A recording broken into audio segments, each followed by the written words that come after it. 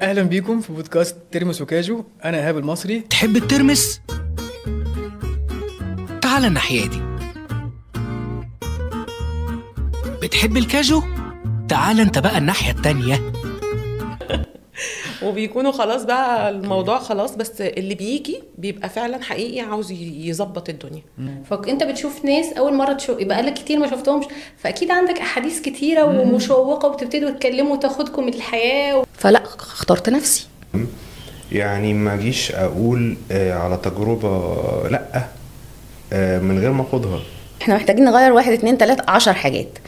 اختار لي اسهل حاجه الاول نغيرها. الكبير مش شرط يكون بيفهم او فاهم موقفي احسن مني. انت لما بتتعرف على حد انت بتبقاش عارفه، هل انت قاتل مأجور، هل انت مع راجل نرجسي، ممكن انت واحده مجنونه ممكن تعبيني في اكياس. بحس اصلا الناس اللي بتحب الورد والزهور والنباتات بشكل عام بيبقى عندهم سلام نفسي. يا شمس غيبي في بحور الغروب، روحي الحبيبي في سحام الدروب، قولي له ليلاتي بستنى الرجوع واتنهد عهاتي تطفي الشموع واتصبر يا عيني بدموعي وحنيني، اتصبر يا عيني بدموعي وحنيني، لو قلبه ناسيني انا عنه متوه.